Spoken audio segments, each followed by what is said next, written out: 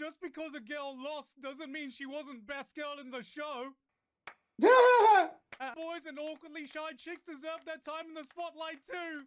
Nah, honestly, I'm with that last part. And I want a little sister who's way too overprotective and calls me your knee-chan because I love my little sisters. Say it. Good. Heroines was the answer to all of that. You nasty. Talk about Cedric, man behind the camera director. Here's another giggle reaction. Best of 2024 reaction. You guys probably see on this channel, fans of the channel, y'all already know. Google drops, your boy's gonna be there. A little bit on a trip out of the country, just got back. What's the first thing I do? Boot up the OBS, jump into the giggle reaction. Why? Because you know I want to see it. Matter of fact, I was there, I got the notification, I almost fell to my knees and cried. Luckily though, I had already did my own best of 2024. We are on Sauce My Hole Radio, the radio show that I host. We went over best MC, best OP, best ED, a whole bunch of stuff. Check on this channel. You can find those cut up pieces and see if you don't want to watch the whole show. But yeah, y'all already know. My 2024 was pretty simple. If you already watched it, yo, Free Ren was at the top easily. I made an epic mistake and didn't realize Free Ren and Apothecary kind of ran at the same time. Left Apothecary off the list, but it is what it is. I'm excited and interested to see what Gigo's gonna put in his best of 2024. We have similar but different tastes, so it'll be interesting to see what I put on, what he left off, how many rom-coms are there. Did any izakais make it? I got dragged because Mushoku Tensei did not make my short list for the top 10 anime of 2024. Top 15, it was there. Top 12, meh.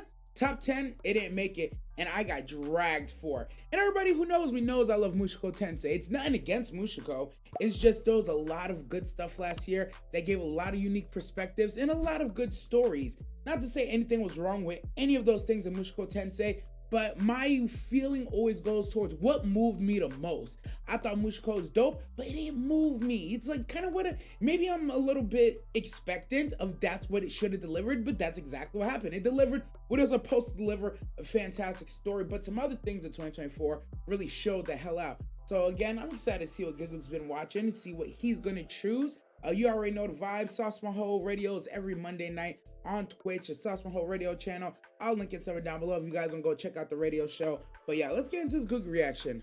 2024 has come and seemingly gone as soon as it began. It was certainly a busy year for global events, and I wouldn't blame you for just wanting to shut off the world and put on some anime. And thankfully, this we're gonna year, fix that. Anime came to play. Yeah, dude.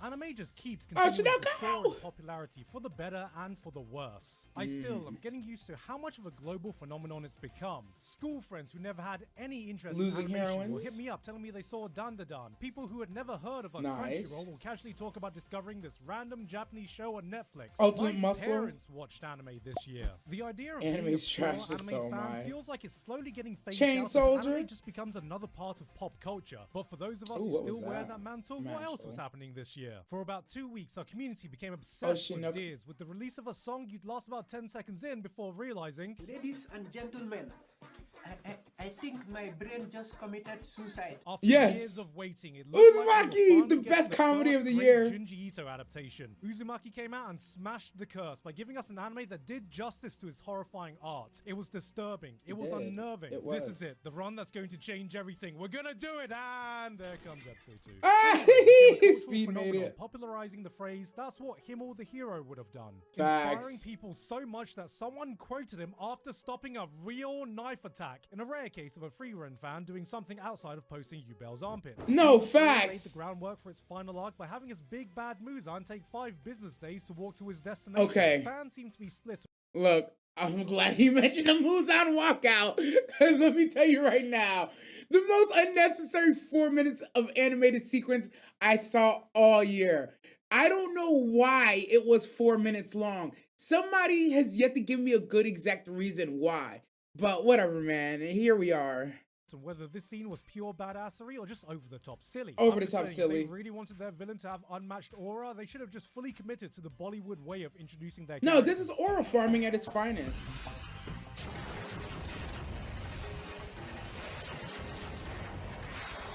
Who's felt farming like a negative chunk of era? massive Who manga does came that? To the end of their serialization, which included two Aw, mega call hits it a in night's My Hero finish? Academia and Jujutsu Kaisen. I didn't read them, but I can say from experience that historically speaking, when a long-running massive Shonen Jump manga ends, it's almost always met with unanimous praise and support, and this was no different. I think my brain just committed suicide. Isekai became an official word in the Oxford English Dictionary, giving Wow. legitimacy to all the isekai trashmen out We're there. moving up, Following the baby. news, a search was officially started to find exactly who Truck-kun's British cousin would be. Here he is now. Heinz and beans.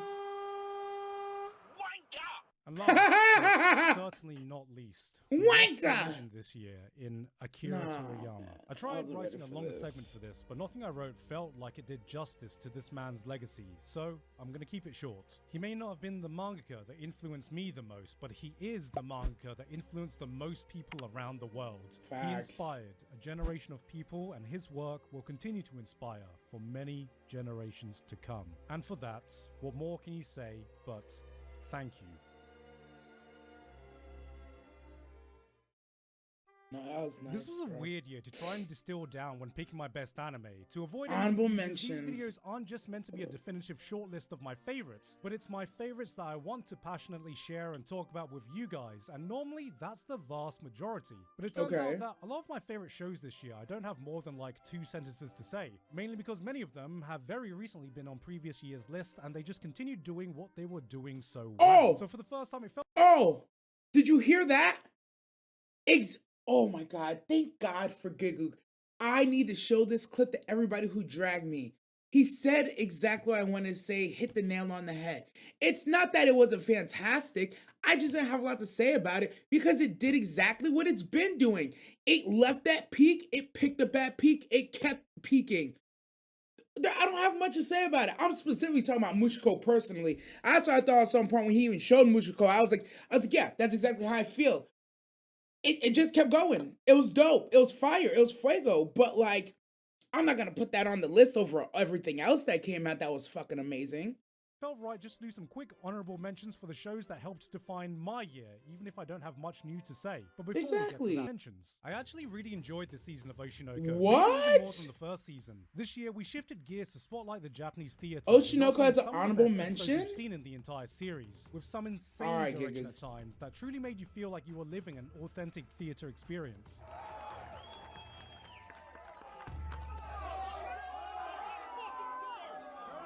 Wait, what?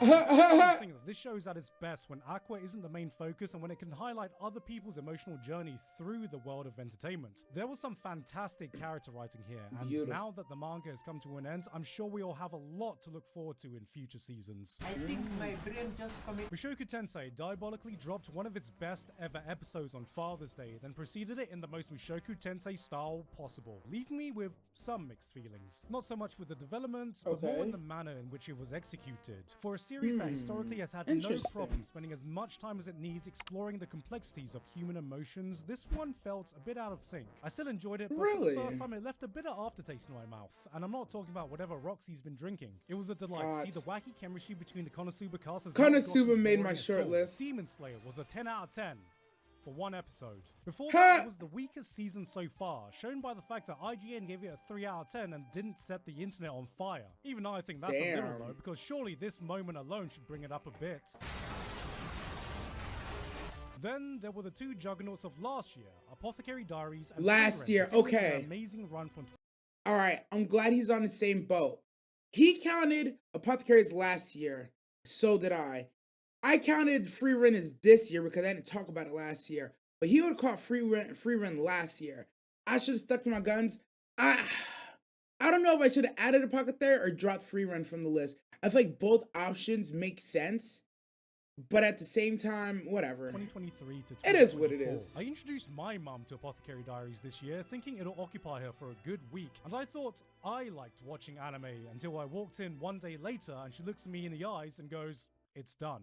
That was too short. It was at this point I realized no matter how powerful I think I am, I could never hope to match the power of Asian mums watching their soap operas. The first half of Frieren that aired last year, it still continued to be a stellar show, tournament arc and all. I know everyone's thirsty over this green-haired girl, but I gotta say, the old man won my heart. That was my nigga, bro. Principle and respect, reminding us that you may be out of mana, but you ain't out of options. Showing the youngins how to truly pound people up. No diddy. Make no mistake. If this was a simple one-sentence list, both of these shows would have easily ended up in my top 5. And on the other end of the spectrum, there were other returning shows like My Hero Academia.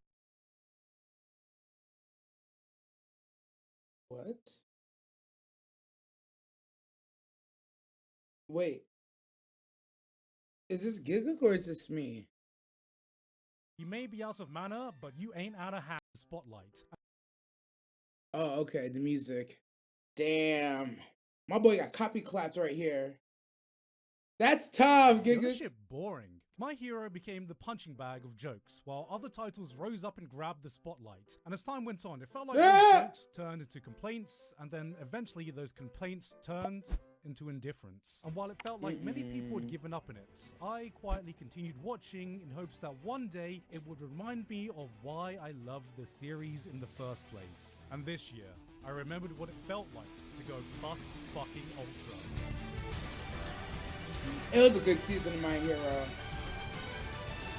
It really was. It didn't make my short list, but it was good. Of action shonen, a lot of us have forgotten the beating heart of what My Hero Academia truly excelled at. Its amazing attention to detail in its character writing and development. This is what has shined in these latest seasons, and on that playing field, only a few of its competitors can compete. Gentle Criminal Arc. If you come into this as another battle shonen anime, you can definitely feel it being left behind when compared to the plethora of modern action spectacles its contemporaries have been showing us. Take this fight. We have Fireman versus Ice Boy and friends. It's a 1 versus 3 brawl. Fireman blasts them with a super hot fire, immediately rendering the team useless, and punches Ice Boy, but Ice Boy has a technique that neutralizes his fire, because, you know, he's actually half fire, half ice, and then punches Fireman. But then Fireman brings out fire that's even hotter than his previous fire, so Ice Boy brings out his ultimate technique, it's a simple and thing. even colder super duper ice punch. It was at this point I realized I'm not watching an active brawl.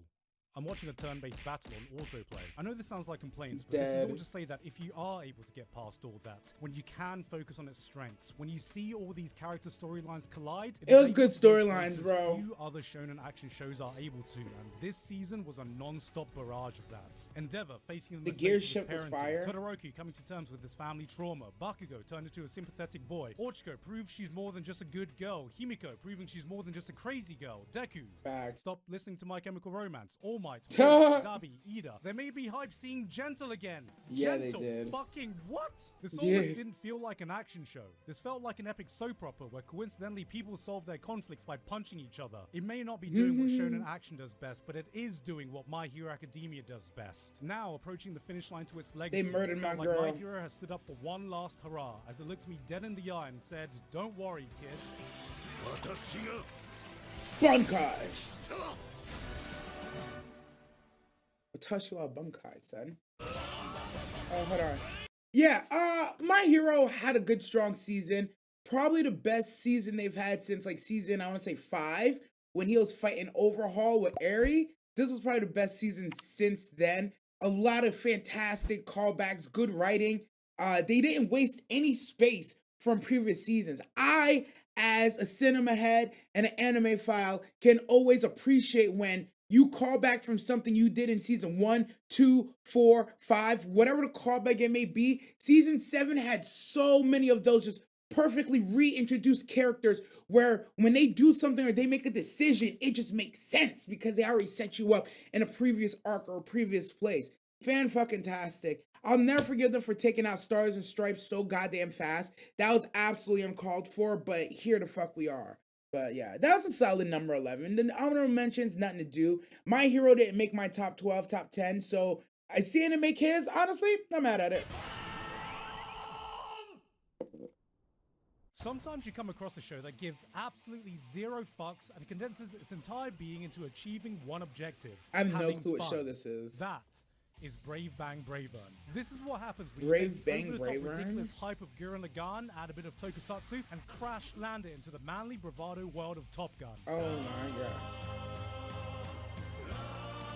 then make it about as straight as it too. It is a non-stop, glorious celebration of the best parts you can find in the mecha genre, then throws logic out the window and amps everything up to 11. Cheesy speeches, fusion scenes, old school theme songs that will grow your beard 5 inches. It takes all of them, then proudly That's throws them in your hilarious. face. Oh, what was that? What? Yes, because you know what? Subtext is for cowards. It doesn't care if you get it or not, Bro? because it's here to do its own thing. If you He ask, yanked your why what? does the mecha have a function where it plays its theme song and projects its own background screen? Why is the US Nah, military it's trying fire. to waterboard a giant robot? Why does the my protagonist have karaoke God. subtitles so he can nail the speech during heroic moments? It'll look at you Oh, dead in the wait, eye and say, what? fuck you, because this is Bravern. BRAVGWBGWBBWGGGWBBW. What does that spell? Every single person working on it was having a blast. Oh my and you get God. infected with that same joy. This is the shit post of Mecha, the YouTube poop of super robots. Forget a no bullshit show. This is an all bullshit show, and is damn proud of it. All It's a bullshit that fully show. commits to hitting Oh every my single emotional God. beat it needs to, then takes one step back and laughs at itself. Come on, wake up! こんな時だったのにお盛んだな。バカね。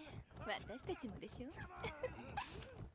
He killed the If bitch you're and he still tried to bring her unsure about the back. If you're Oh unsure my what makes God. super robots great, give Nah, I this ain't one gonna a watch. lie. This isn't just a love letter to the mecha genre. This will make you fall in love with What? mecha.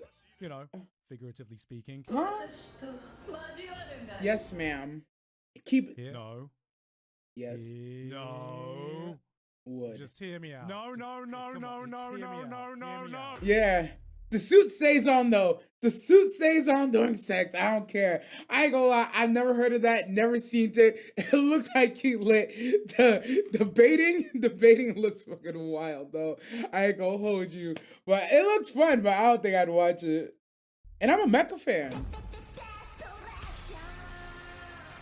Like What? many other people, watching Dead anime Demons can be Dead my escape from Direction? reality. A place where you can enter a whole new world with stories that have absolutely no relation to the life you're living right now. So, what could be further from reality than a sci-fi show about alien invaders and the end of the world What? itself?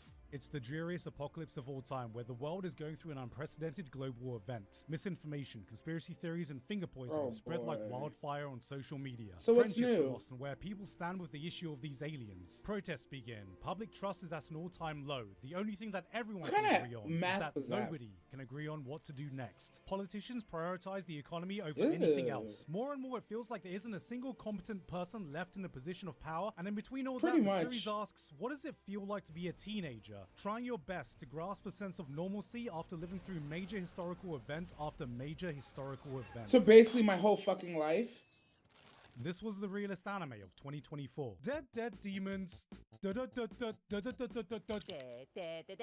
Destructions takes a different approach to the First Contact story. This isn't about an invasion. This isn't about communication. This is about people feeling absolutely lost, trying to cope with a world that seems to be crumbling around them. It's a cynical, biting look at life that sometimes felt a little bit too uncomfortably reminiscent to reality, showing us that even during an apocalypse, life has to and will go on. But there Pretty is hope, much. because even during a chaotic time with aliens, spaceships, and sci-fi Oh laser my weapons, God. only then can the true heroes of society emerge.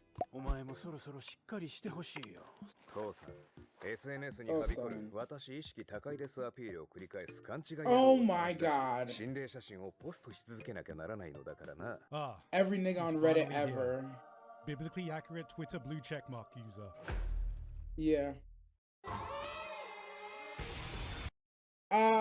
Never heard of that one. Seems interesting. Don't know if I would watch it.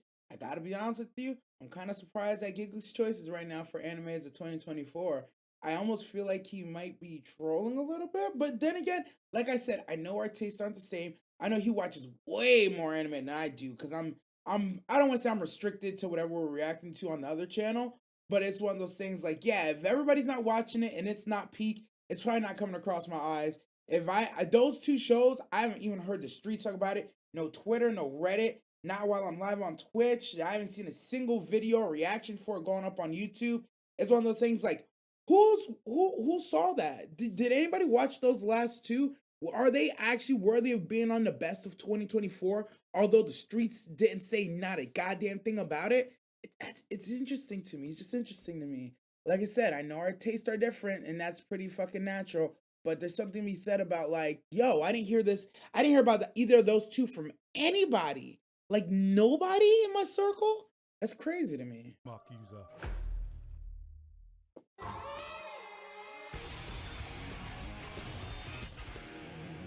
When the last season of ReZero came out, I looked like this. When the first season of ReZero came out, I looked like this. When ReZero is being written, I look like this. It's insane to think that this show first blasting onto the scene, taking over the anime community, was over 8 years ago. ReZero fans have been surviving, eating at scraps, but this year we got the start of an all-you-can-eat buffet with its return. They brought everyone back for this one. Amelia, Krush, Felt, Anastasia, Priscilla, Subaru's newly acquired sassy Pokemon, Reinhardt, Julius, them, Let Me Solo Her, even Rem fans were eating this season.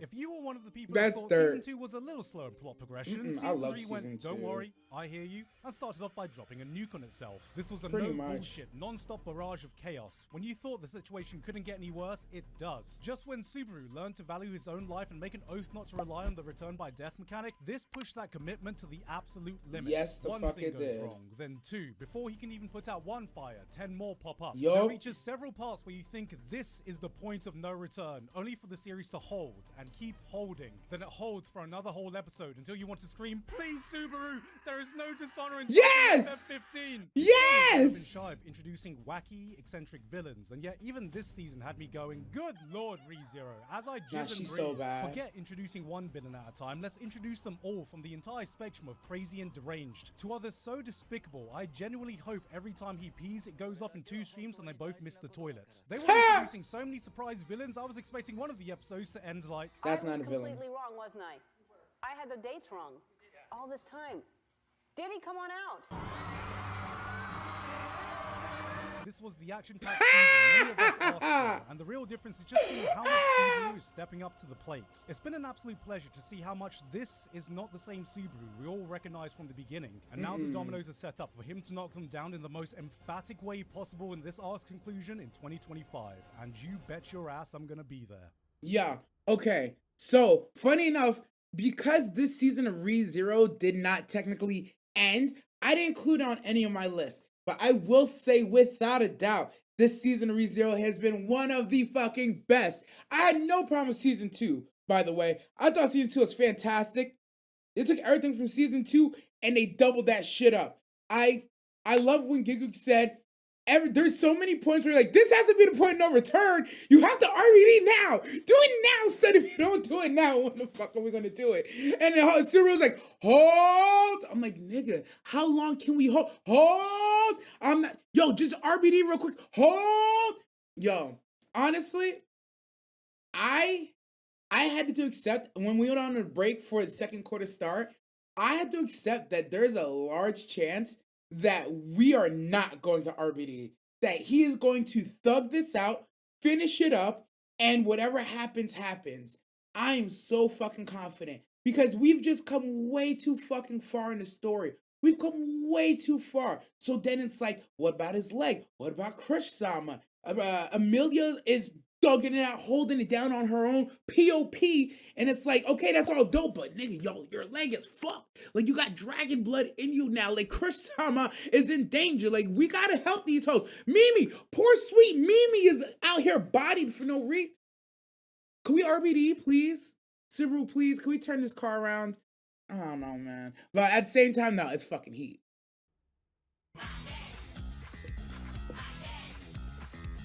In the world of anime, there's no... He really liked too many loser heroines this much, huh?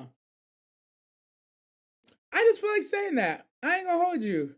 A little bit shocked, but a little bit like, okay. Of all the rom-coms this season? In the world of anime, there's I'm gonna let it more slide. Brutal, more cutthroat, more bloody than the romance genre. Girls duke it out in the battlefield of the protagonist's heart. Tears are shed, hearts are broken, blood, protein is spilled. But as we all know, there can only be 1, 2, 100, 0 winners, while the losers are there just left to rot. But this year, too many losing heroines saw all that and went, you know, just because a girl lost doesn't mean she wasn't best girl in the show. And anime girls with short blue hair deserve to be the main heroine for once. Shut the fuck And up. cute tomboys and awkwardly shy chicks deserve their time in the spotlight too. Nah, honestly, I'm with that last part. And I want a little sister who's way too overprotective and calls me No. Oni-chan because I love my little sisters. Say it. Good. Too many losing heroines was the answer to all of that. It looked at romance anime and said, Hold I'm on. tired of this scene. Hold on, the Ruby's the only one who clapped.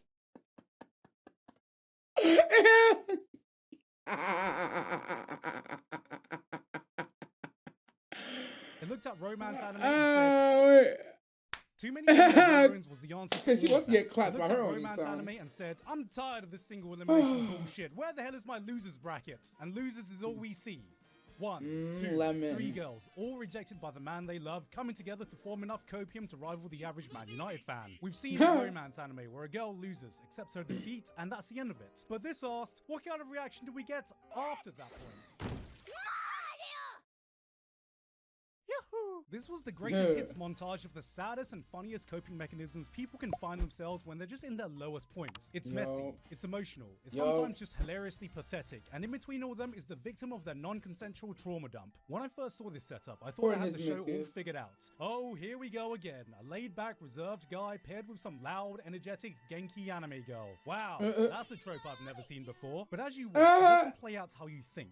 The trigger never gets pulled, the patented anime blush scene never happens, and all we're left with is a guy forming a real friendship by just letting these girls feel like they don't have to deal with all of this alone. Too Many Losing Heroines was a different kind of rom-com and a highly competitive year full of them. There's a genuine sense of community with the cast as you're able to laugh with them at their highest points and really feel for them at their lowest. It's a show that knows when to laugh at itself and when to take itself 100% seriously, selling you on all It does a good job of that. Anger, emptiness, denial, that knee-jerk conclusion that you just lack any self-worth, all in its 12-episode run. Losing Heroines was a different kind of rom-com in a highly competitive year full of them, and I say this as someone who's just not as interested in high school romance shows anymore. As a 34-year-old married man, there is just far less for me to relate to nowadays. Even if a show is decent, any school romance is going to have a hard time getting on my list. It can't just be good. It can't just be great. It's gotta be bloody fantastic. Okay, so I thoroughly enjoyed Too Many Losing Heroines, but I definitely had it in the middle of the pack when it came to rom-coms for this season. It was a lot of rom-coms this season, and there's a lot of them that just kind of did them better. And I ain't gonna hold you, a lot of people won't like this, but like, I consider Dan the Dan kind of a rom-com, like an occult shonen rom-com, and it wasn't living up to the hype I got from Dan the Dan. It was like losing Too Many Heroines, I ain't gonna hold you, it did make me feel a lot of things. But when I was looking at the short list for the whole year, I'm like, nah, Too Many Losing Heroines. It's missed. It made like the top 20, definitely like the top 18. After that, it was, I don't know. I'm sorry, but like Alia was a little bit better. Dangerous was way fucking better. Blue Box was up there, but Blue Box also didn't finish, so it wasn't included on 2024. So it's one of those things like I just saw way. I thought My Happy Marriage was better than Too Many Losing Heroines, and I know I'm gonna get crucified for that. But it's always kind of like what Giguk said, like the school age, coming of age, like rom-coms, like been there, done that, seen enough of it, but I've also seen some really fucking great ones. And Too Many Losing Heroines, fourth season, did good, but for the year, I bodied. Oh! Speaking of peak, romance anime has an epidemic. I don't know when it started, but it felt like I woke up one day. My love story at Yamada's fire too. To do exactly the same thing. Let's just make a guilt-free, comfy show with minimal conflict, drama, and progression, showing daily interactions I wanted to of see some this shy one. guy and a girl. Except the girl has the thing. You know what I mean? The thing. Maybe she communicates in Russian. Maybe she's just legally fucking blind. Maybe the thing is that she has undiagnosed schizophrenia. Where the hell did this all come from? Some call this an offshoot of the teasing genre, some call it comfort romances, and some call it bait for lonely dudes who get no bitches and stack no paper. With how much this is all blending together, I'm starting to call this shit the isekai of the romance genre. And now I'm doubly convinced I'm never going to be able to look at one of these shows the same ever again, because the dangers in my heart completely blows all of Tell them about it. Water. No hooks, no gimmicks. This was just the purest depiction I've ever seen in anime of two people falling in love. Now, a wise man once said, I think love is just like cringe. This And fucking you know what? guy. I stand by that. We can do some cringe ass shit when we think we're in love. It's that winky face that says that person once that keeps you up at night wondering why you thought it was a good idea. It's that corny shit we clowned on in love songs, but secretly you wanted to feel just once. It's that dumbass joke you nervously blurted out in front of them that had everyone looking at you funny and made you want to crawl in a corner and just That's what I do to Chikawa, it bro. didn't fucking matter when you realized that they were the only one that laughed. They That wanted it. is the dangers in my heart.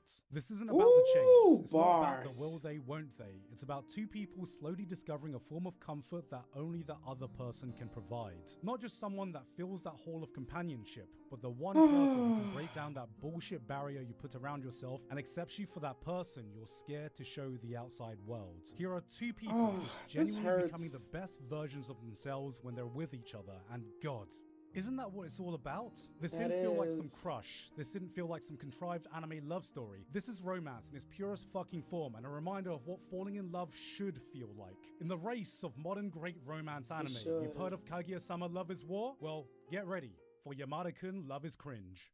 No, honestly, bro. I actually don't have nothing to add to what Gigu said.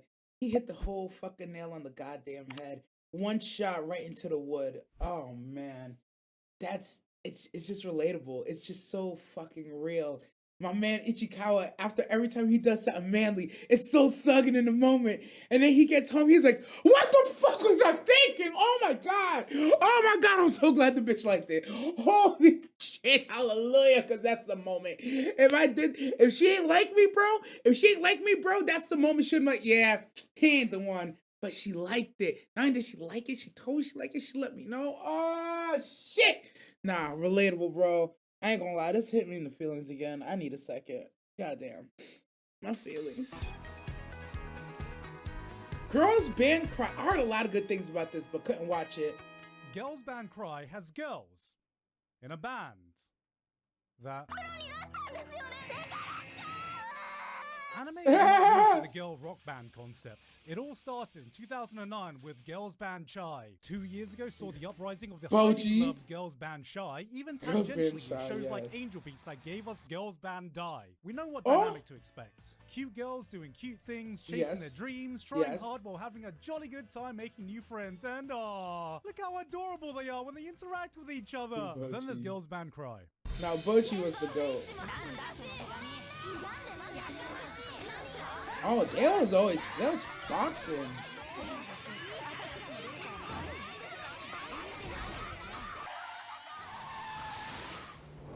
Yo, she stopped trying. Perfect Oh, idol God. girls. They argue, talk shit to each other, throw tantrums. Our main girl Nina has a public outburst, gets told to be quiet, and calmly responds by throwing a fucking lamp at him. Who does Nina is say? your average New Yorker, but it's this brutal honesty with each other that makes this show feel so real. Their friendship seems so genuine. The drama is not some cutesy nothing burger. Every person is carrying some trauma, a character flaw they live with. These girls act like girls. They can come off as childish. They can make naive decisions on their journey, and they, get this, do not get rewarded for it. This is no fairy tale, no idealistic story about chasing your dreams. This is a down-to-earth look at the harsh reality of staying true to yourself no matter what the world is telling you. But even so, they refuse to betray their character. These girls embody the true spirit of rock, both its ups and its downs, and it's through watching their struggles do you get some of the finest drama you can find all year. Really? Alright, get the fuck over here. Oh my God. He slap a bitch. I get that anime fans have a Pavlovian response anytime they see CG, but this is some of the best I've seen outside of Studio Orange. There's not a single moment where something interesting isn't happening in frame. Every movement adds so much character, micro-expressions that perfectly emphasize emotions, and concert scenes that bring the fucking hype to the fantastic music. Speaking of which, ooh, the piano. Music's That good. piano. Ooh. Nah, everyone going crazy. I think I got goosebumps. Great writing, God great damn. characters, great banter, and devious piano keys that bring joy upon my ears. Nah, if you on the keys like that, bro. Okay, now that might be worth a watch. I ain't gonna hold you. You had me a piano, Grant.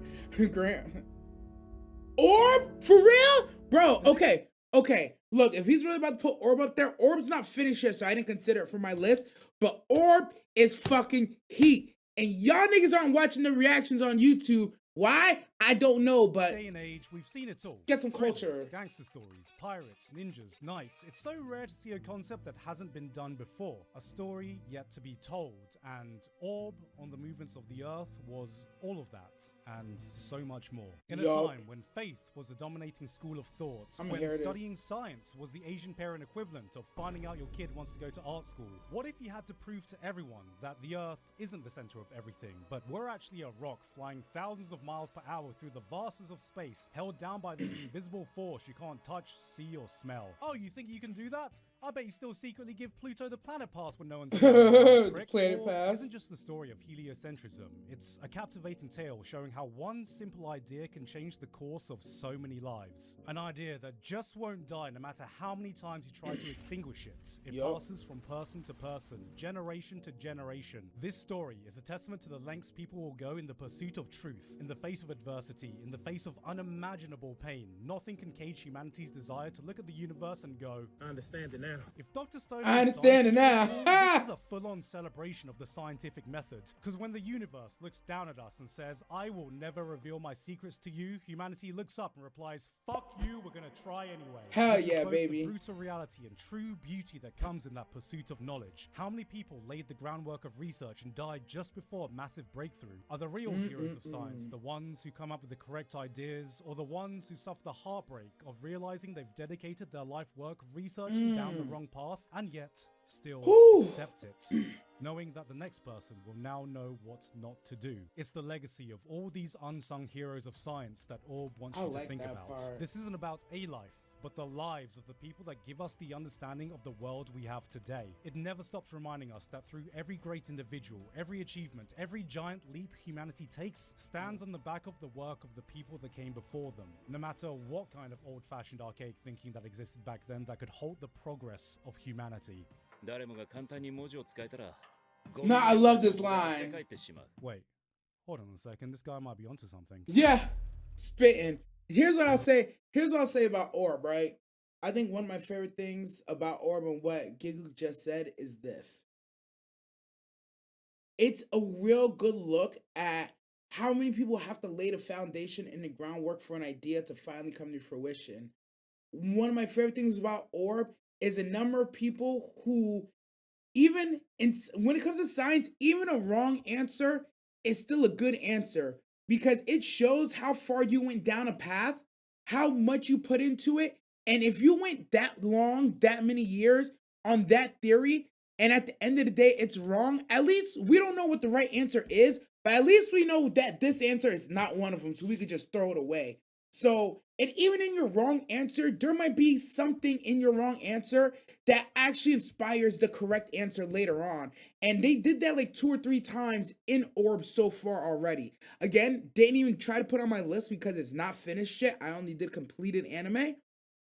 So for that, yo, if y'all not watching Orb, y'all don't fuck with Orb, y'all think it's about Bible thumping, you might think it's just about some scientific nonsense.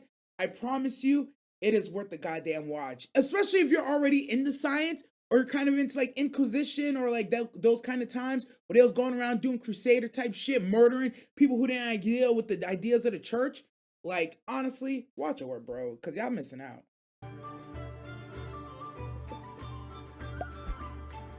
It really felt like anime rediscovered its love for pure fantasy shows this year, with free It did. in charge with a tale that spoke straight to our souls. We laughed, we cried, and the community replied, damn, that's deep.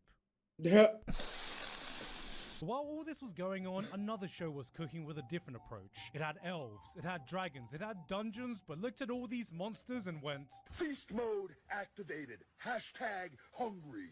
FeedMeMore.com. Dungeon Fucking Mesh Ryback. satiated all our appetites, Fucking but giving us a Ryback. different kind of fantasy show. And when I saw this, I thought, wow, finally. An anime where people just want to eat monsters and not want to fuck them. It presents What's itself wrong as with a both? low-stakes, comfy cooking show, then hits you with an attention to detail in its world building that most fantasy anime could only dream of. From the biology Tell to 'em. the concepts, it takes these well-known creatures and reimagines them in a way to give them a sense of credibility that makes you forget that you're watching a fictional story and not some nature documentary. It'll introduce you to these treasure bugs, insects shaped like coins and Ugh. jewelry that target unsuspecting prey, and you're like, ah, okay, that's kind of like real-life bugs that can perfectly camouflage themselves in nature. Ugh. 2 episodes episodes later, we see our first Mimic, and if you're familiar with fantasy, Mimics are some of the most well-known monsters responsible for many of your in-game deaths, I'm sure. Honestly. But here, Dungeon Meshi gives them that believability by imagining them as some giant hermit crabs that gravitate towards chests as their home. Makes sense. But then, seemingly on a totally unrelated note, a treasure bug is found near it. Then one of the characters casually mentions, oh yeah, that's because the treasure bugs lay their eggs on the mimics so the larvae feed on them and they mature in there. And then it clicks. Oh, that's why these treasure bugs conveniently find their way into chests, perfectly placed for some unsuspecting adventurers to find. And this was the exact point. My mind fully comprehended the exact scope of this world building. These aren't just random monsters scattered around. This is an ecosystem where every single thing is interconnected. There is no part that exists solely in a bubble. Every piece of this world has been carefully crafted and interwoven with a level of care that's rare to see anywhere. And you're telling me this level of craftsmanship is being used in a make-believe comfy cooking show? Absolutely. This is the moment when you fall into its trap. I love the landing. God fucking damn it. He had to go delete it. Really is. This is a brutal environment. We are nowhere near close to understanding or taming. This is not your comfy fantasy world. This is a Maiden Abyss style Lovecraftian nightmare. A world that runs with its own set of rules beyond human comprehension that we have only just taken a single step into. Yet even through this turn, the series never loses its heart. The lovable leads always remain true to themselves. Marcial is still playing Elden Ring. Senshi is playing Armor. Playing Slay the Spire. Izetsumi just brought Stray. Everyone else is trapped in Darkest Dungeon. Meanwhile, Lyle is in the corner going, no, that's fucking perfect. That's fucking perfect. Living, breathing world, and you forget for a moment that none of it's actually real. It'll lull you into its cozy vibe. That's too smack you accurate. around the head when you get too comfortable, and by the end of it, sits you down to enjoy another delectable meal while you reflect on the journey. In summary,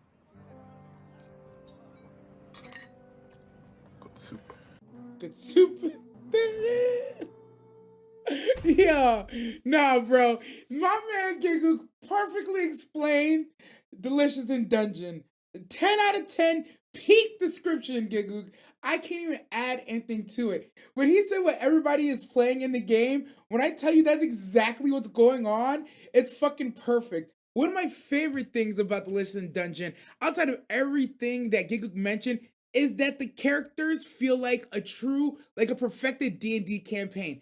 Everybody does their role, and their little expected quirks and whatever that comes along with their role and their part of the story, they stick to it time and time and time again. It is fucking hilarious. You can count that you're gonna get a Senshi panty shot. You can count that Laios is gonna put something into his mouth. You can count that Marcel's gonna be grossed out by something. You can count that Chilchuck is gonna be like, I don't know what any of these niggas are doing, but all y'all niggas is crazy. And you can count that Izumi is just not gonna give a fuck and show up at the last second to either A, save everybody's ass, or B, cause trouble. Like a typical fucking cat. Honestly, a perfect characterization. It was like the most perfect D&D campaign you could ever imagine. And then they did the world building, and then they did the animation, and then they scared the fuck out of you, and then they made you fucking feel something intense. Perfect.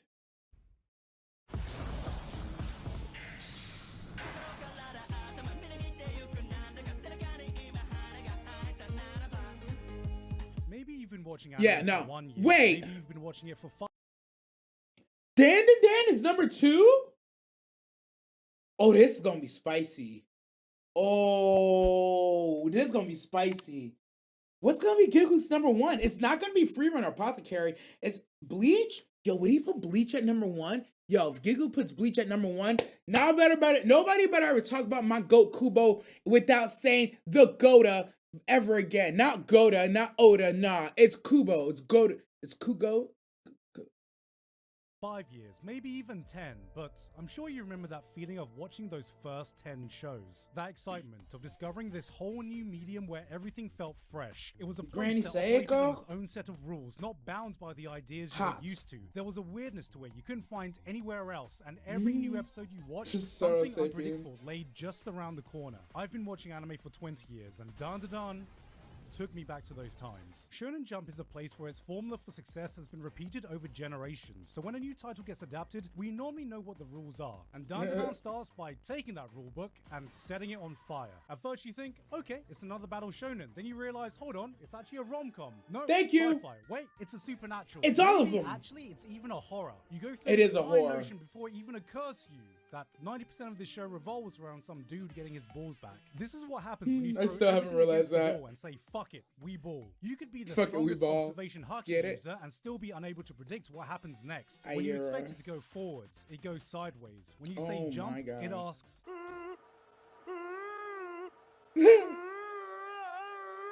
It exudes this childish feeling of Nigga, what? expression you forget Oh how my to do as God, an she's adult. watching And the most porn. incredible thing is that somehow, some way, it is able to take all this chaos and keep everything cohesive. This is a Yes. show that can make you laugh, make you cry, make you hype, leave you in absolute awe in some of its most beautiful moments, all while staying true to its own special brand of weirdness. In Hell the yeah. sanitized, safe, risk-free world of modern entertainment, watching this reminded me of the childish excitement I should feel when watching a new anime. And the only thing holding this from the top spot is that we've barely taken a step off the starting line. Honestly. Okay. Nah. Hey.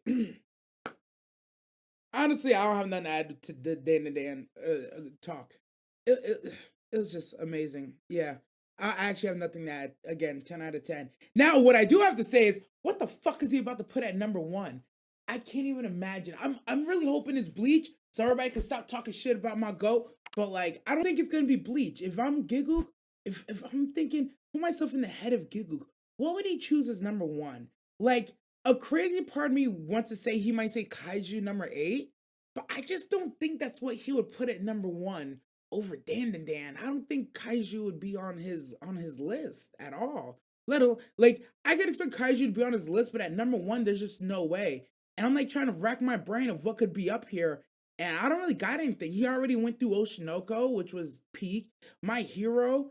If it's gushing over Magical Girls, bro, I ain't gonna lie.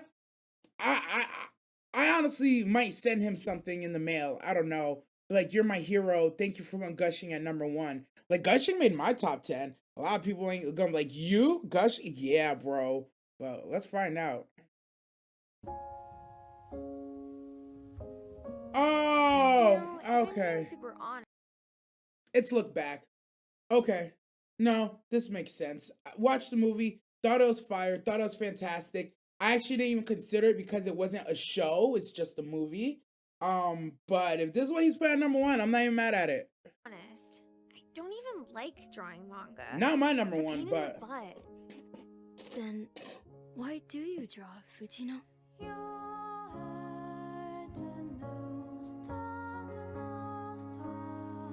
If you would, for a second, indulge me on this anecdote I think about a lot. It's 3 AM in the year 1988. An audio engineer in Hawaii is picking up after a late night of work when his phone rings. On the other end was a local musician who asked if he could come in and record something. Of course, the engineer told him that he was closing and they could easily come in the next day, but the guy pleaded to let him record this idea he desperately wanted to see through. 15 minutes later, that person came in. He played one song, one take, and it was over. For years, that recording would lay dormant, only to actually be released 5 years later.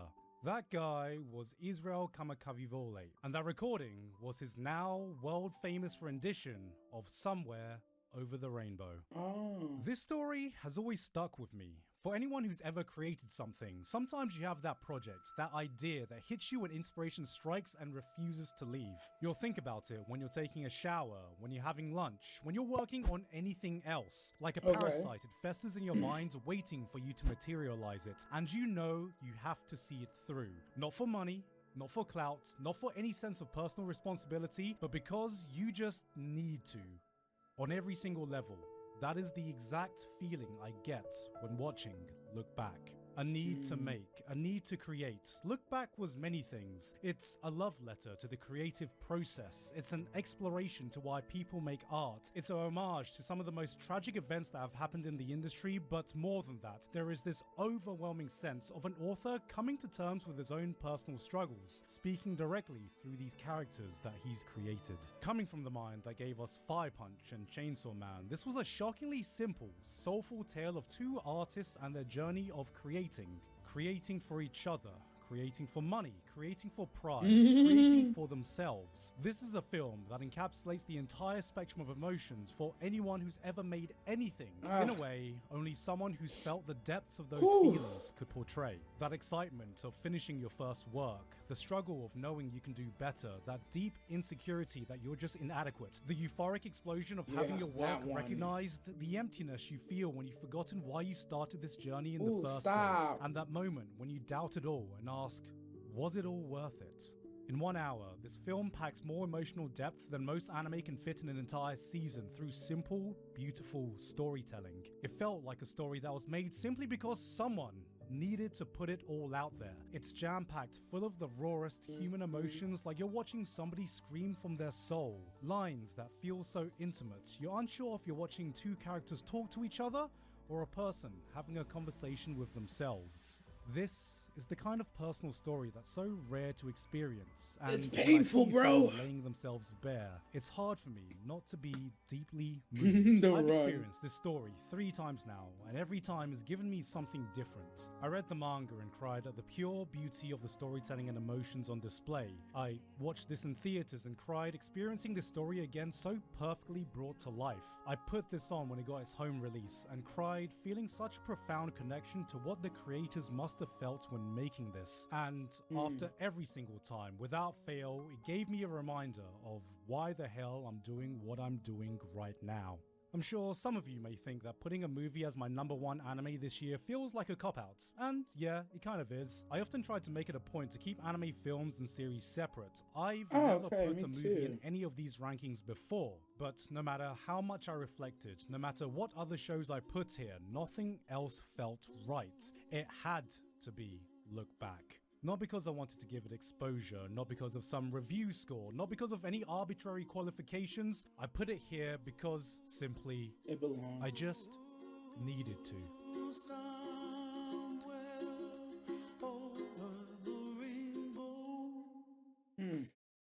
Nah, that was a fucking hit. I ain't gonna lie.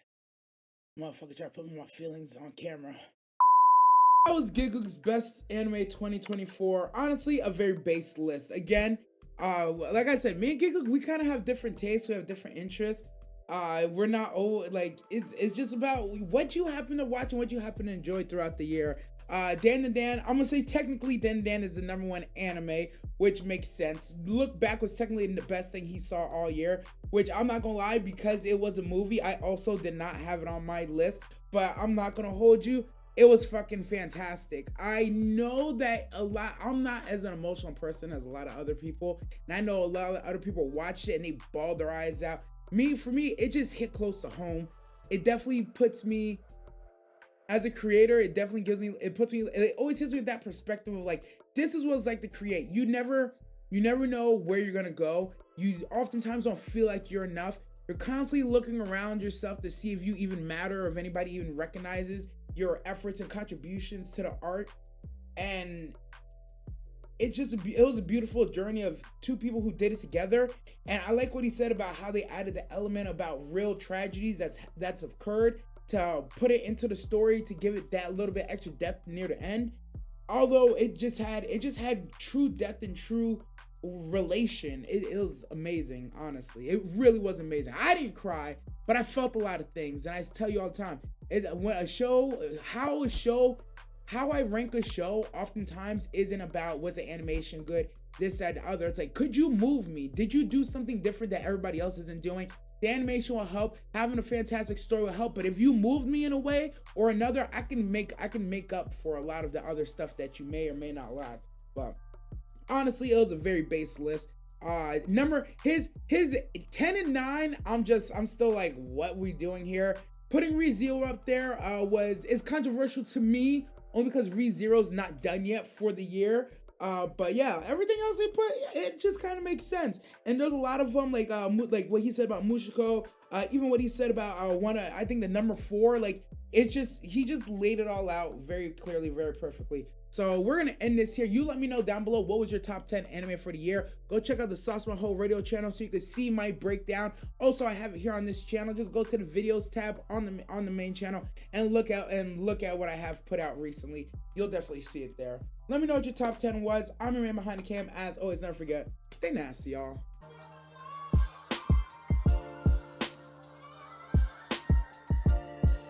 You wanna go? Oh, right, I'm really fucking shaking, bro.